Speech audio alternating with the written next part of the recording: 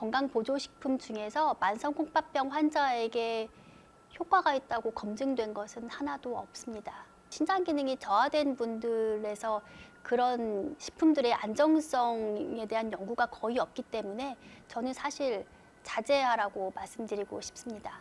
그리고 만약에 이제 드시고 싶은 것이 있다면 주치의 선생님과 상의하라고 말씀드리고 싶고, 저도 이제 환자분들이 이제 직접 건강식품을 들고 오시거든요. 그러면 추정할 수 있는 어떤 문제점 설명을 드리기도 하고 그렇게 하고 있습니다.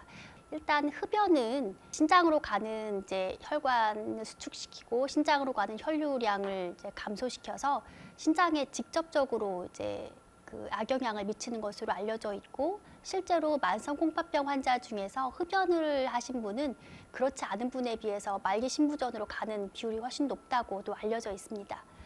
음주는 흡연만큼 아주 잘 알려지진 않았으나 과음이 신장에 좋을 리는 당연히 없습니다.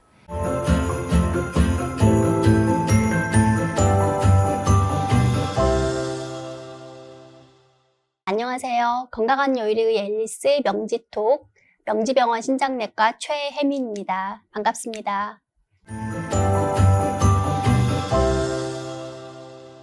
싱겁게 먹어야 콩팥에 좋다, 이런 이야기가 있어요. 정확한 기준이 있나요? 저염식은 사실 만성콩팥병 환자의 식단에서 가장 기본이라고 할 수가 있는데요. 저희가 일반적으로 권고하는 저염식의 기준은 소금으로 따지면 하루에 5g 이하, 또 나트륨으로 하면 하루에 2g 이하가 되겠습니다. WHO에서 전 세계 인구를 대상으로 만성질환 예방을 위해서 권고하는 나트륨 제한 수치와 같습니다. 실제 우리나라에서도 그 기준을 채택하고 있습니다.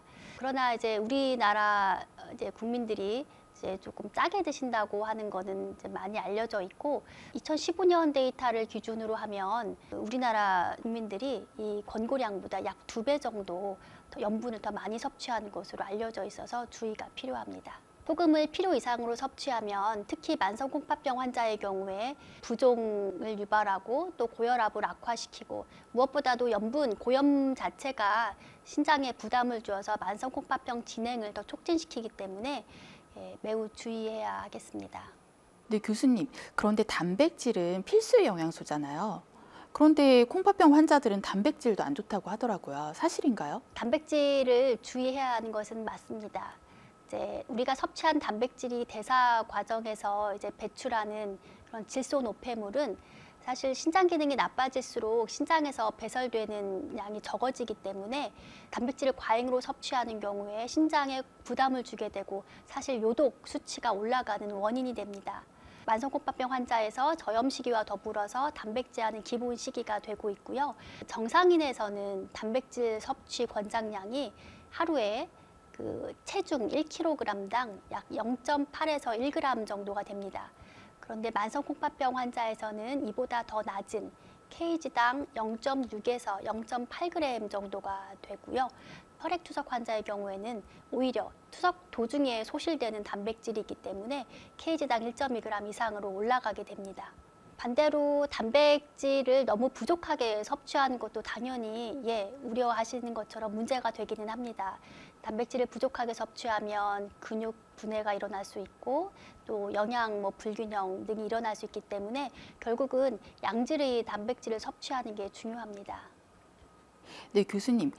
요즘에 건강보조식품이나 영양제 복용하시는 분들도 많은데 건강보조식품이나 영양제가 콩팥에 도움을 줄 수도 있을까요?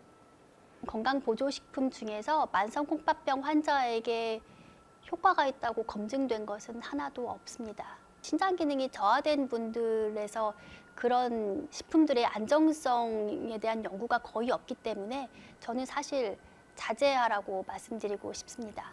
그리고 만약에 이제 드시고 싶은 것이 있다면 주치의 선생님과 상의하라고 말씀드리고 싶고, 저도 이제 환자분들이 이제 직접 건강식품을 들고 오시거든요. 그러면 추정할 수 있는 어떤 문제점 설명을 드리기도 하고 그렇게 하고 있습니다.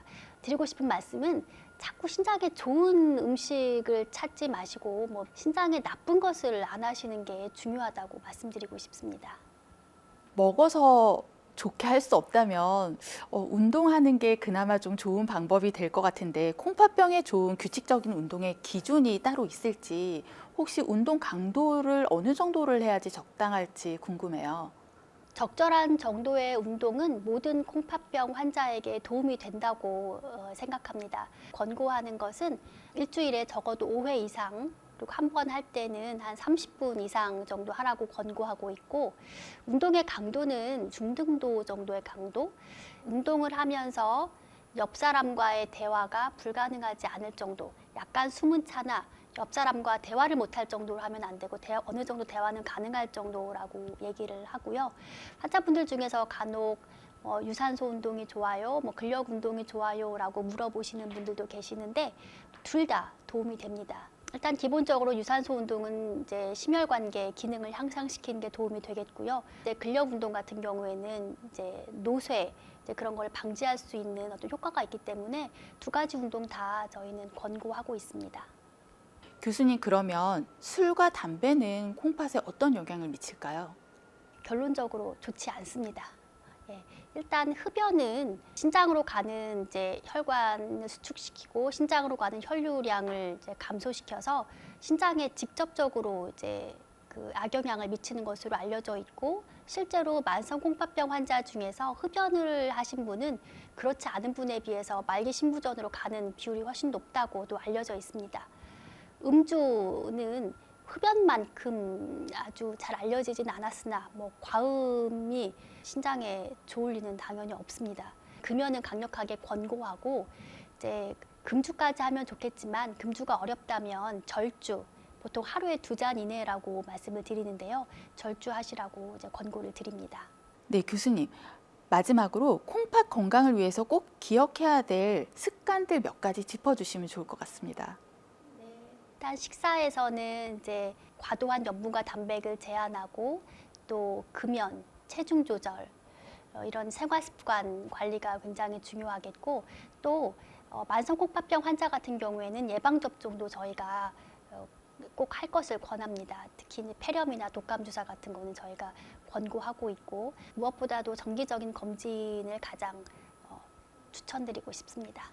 콩팥 기능이 악화됐다는 사실을 본인이 인지하기까지 보통 얼마나 걸릴까요? 만성 콩팥병 4단계 이상이 되면 간혹 이제 증상이 있기도 한데 이 역시도 다양합니다. 식욕 저하, 피로감, 위압감, 부종, 수면의 질 저하, 소변을 자주 보거나 이런 것들이 있는데 어떤 전형적인 증상이라고 보기는 어려워서 증상으로 만성 콩팥병을 예상하기는 어렵습니다.